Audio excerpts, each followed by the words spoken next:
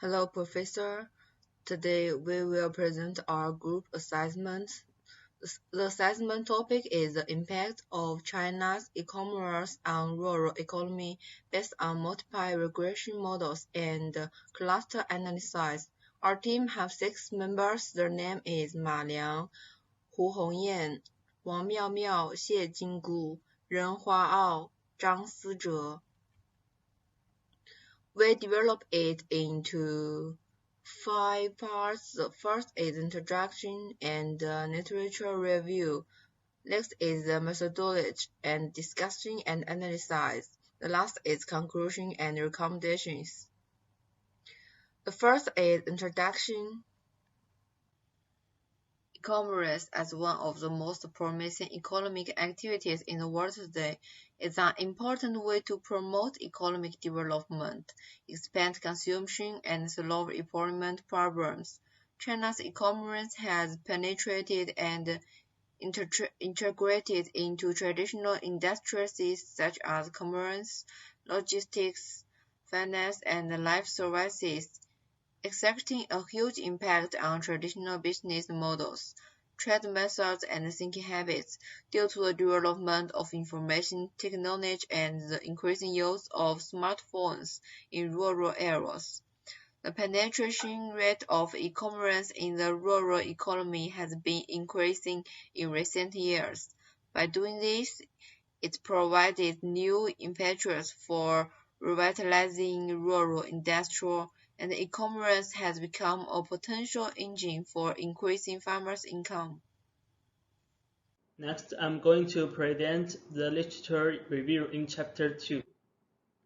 It can be intuitively seen in the figure that the overall research in the field points to the nodes, rural e-commerce and the e-commerce, which are the core of the whole network diagram, indicating that the whole field of research is centered around these two core keywords. Despite the abundance of theory, there are few e-commerce studies that specifically address the impact of e-commerce on rural economic growth.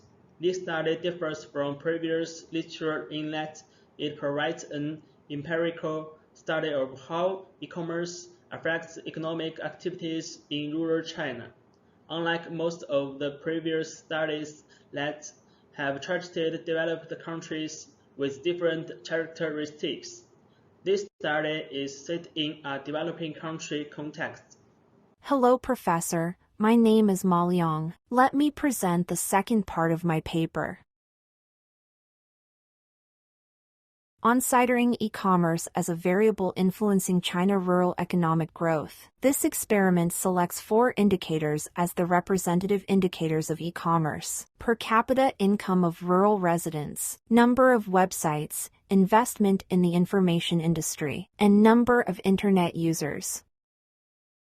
The sample mainly selects the 31 provincial-level administrative regions of China, excluding the Hong Kong, Macau Special Administrative Region, and Taiwan. Data for the dependent variable comes from the 2014, 2015, 2016 China Statistical Yearbook, while data for the independent variables are derived from the yearbooks of the mentioned years and calculated accordingly. For convenience of examination, multiple regression analysis models have been set up based on data from recent years. Model 1 uses the per capita income of rural households in 2013 as the dependent variable. Model 2 uses the per capita income of rural households in 2014 as the dependent variable. Model 3 uses the per capita income of rural households in 2015 as the dependent variable. The establishment of 3 models aims to effectively examine the impact. Hello everyone, I'm Zhang Sizhe presenting our research team. I'm here to share our findings from Chapter 4 of our study on the impact of China's e-commerce on rural economy. Our team dipped into the data and found compelling results.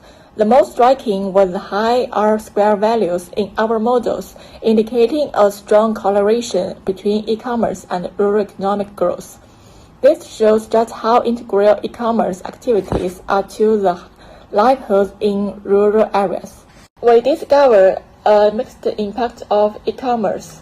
Positively, per capita transaction and industry investment are boosting rural economies, but there's a waste. The number of internet users has a negative impact. This points to digital divide, an issue that our team feels needs urgent attention. Our study also highlighted regional difference. While coastal regions are advancing, inland areas are lagging behind in reaping the benefits of e-commerce. So, what do we recommend? First, address the digital divide to optimize e-commerce benefits. Second, develop region-specific strategies for balanced growth. In conclusion, e-commerce is a powerful tool for rural development, but it needs to be used carefully. This is the conclusion. E-commerce turnover per capita, the number of websites, and investment in information industry have a positive impact on rural economic growth, where the number of internet users is not significant for rural economic growth. There is still a big gap between the popularity of the internet in rural areas of China.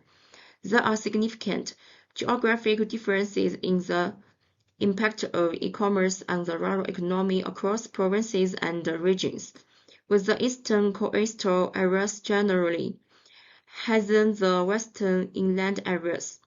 Against the backdrop of COVID-19, more and more farmers, especially entrepreneurial farmers, are actively using online purchasing and marketing technologies to reduce information asymmetry and ensure the orderly operation of production and business.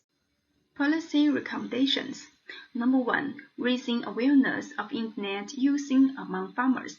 Number 2. Improve relevant policies and regulations to provide protection. Number 3. Strengthen rural infrastructure to provide material security. Number 4. Optimizing the allocation of resources to effectively raising the level of rural productivity. Number 5.